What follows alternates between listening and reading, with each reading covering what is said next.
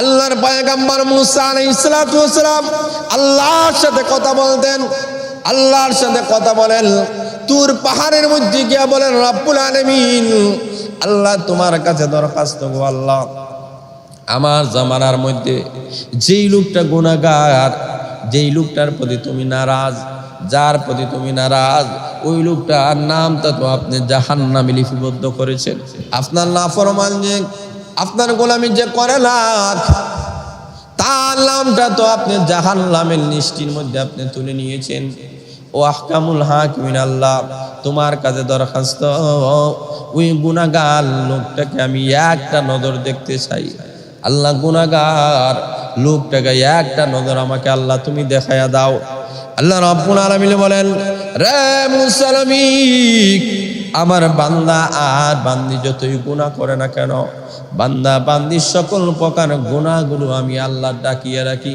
কারণ আমি আহকামুল হাকিমিনের একটা নাম হলো সাত্তার।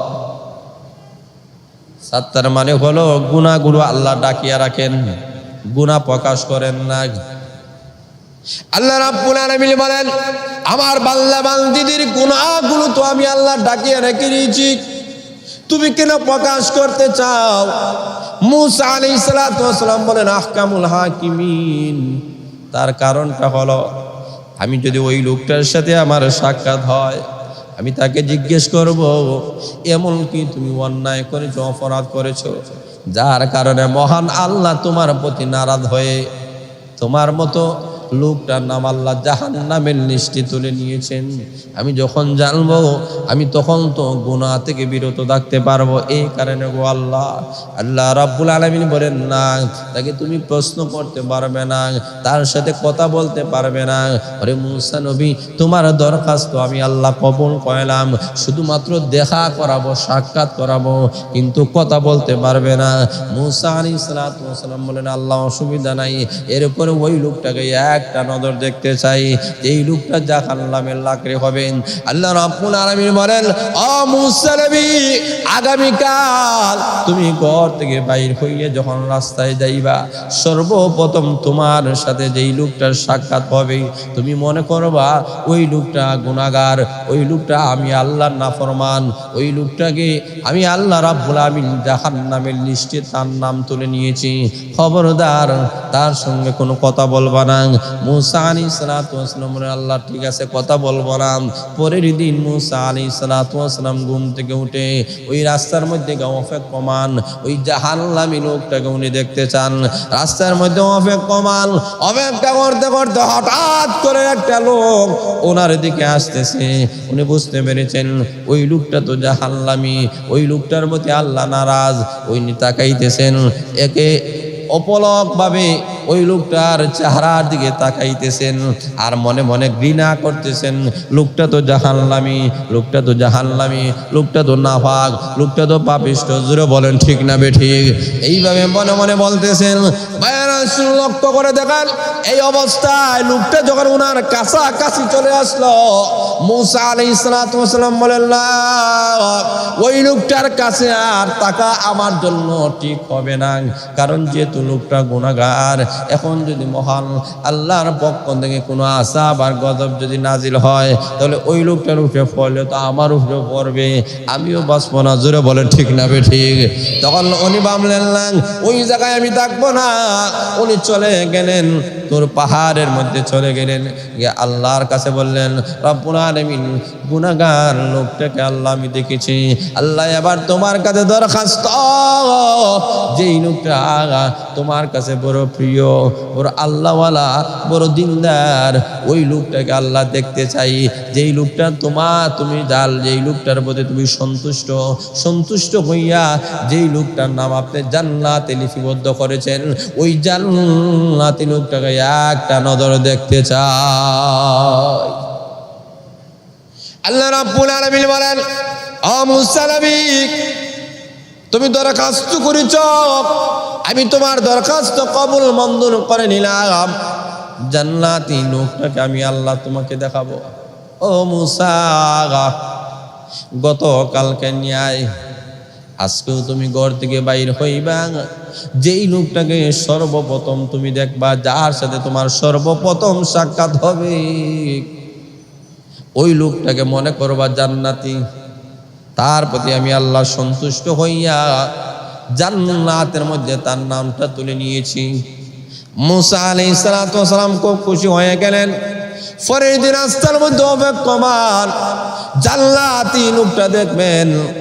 জান্নাতি লোকটার চেহারা কত সুন্দর না হবে, তার অঙ্গ প্রত্যঙ্গগুলা, দেহের কাঠামোগুলা কত সুন্দর না হবে।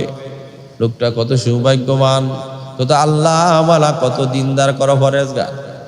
যেই লোকটার প্রতি আল্লাহ খুশি হইয়া জান্নাতের মধ্যে তার নামটা তুলে নিয়েছেন, উনি গভীর আগ্রহে বসে রয়েছেন। জান্নাতি লোকটাকে দেখবেন।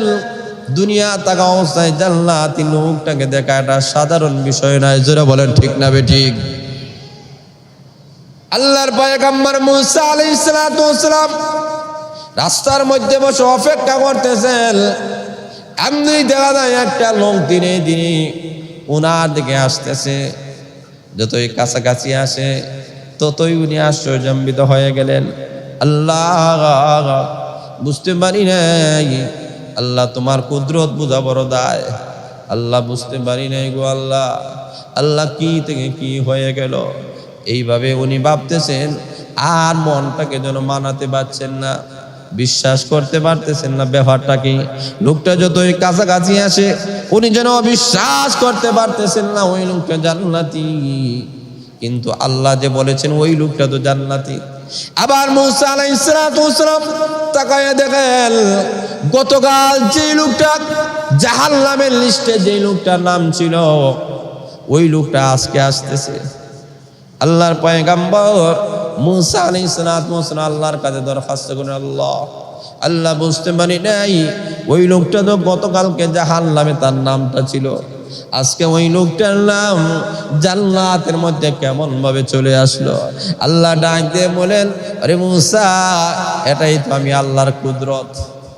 ও মুসা নবী, যেই লোকটা গতকাল পর্যন্ত গুনার মধ্যে লিপ্ত ছিল, নাফরমানের মধ্যে লিপ্ত ছিল, অন্যায় করতো, অপরাধ করতো, ওই লোকটা রাত চলে যেতে না যেতে তার অন্তরে জাহান্নামের ভয় ঢুকে গিয়েছে, পরকালের ভয় তার অন্তরে ঢুকে গিয়েছে, খবরের কথা তার স্মরণ হয়ে গেছে, হাজার মিজান ফুলসিরাত সবগুলা তার স্মরণ হয়ে গেছে। ওই লোকটার অন্তরে জাহান্নামের ভয় আসার কারণে, আমি আল্লাহর আযাব আর গজবের ভয় আসার কারণে সে লোকটা মনে মনে ভাবলো, আল্লাহ, আমি না জানি কোন দিন মৃত্যুর পরোয়ানা আমারও জারি হয়ে যাবে। কত মসজিদে এলান শুনি অমুক লোক মারা গিয়েছেন, তমুক লোক মারা গিয়েছেন। আল্লাহ, না জানি কোন দিন আমাদের মসজিদে এলান হয়ে যাবে, কোন দিন মসজিদের পালকের মধ্যেও আমাকে উঠতে হবে। এই কথা ভেবে ভেবে ওই লোকটা রাত্রির মধ্যে চোখের পানি পালাই আল্লাহর দরবারে কান্নাকাটি করেছে। আমার মহান আল্লাহর রহমতের জোশ উঠে গিয়েছে।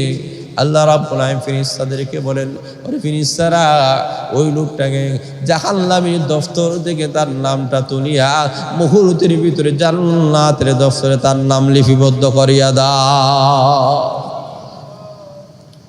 আল্লাহর পয়গম্বর মুসা আলাইহিস সালাতু ওয়াস সালাম, আল্লাহ, এটাই তোমার লীলা, এটাই বাস্তবতা। জুড়ে বলেন ঠিক না ঠিক?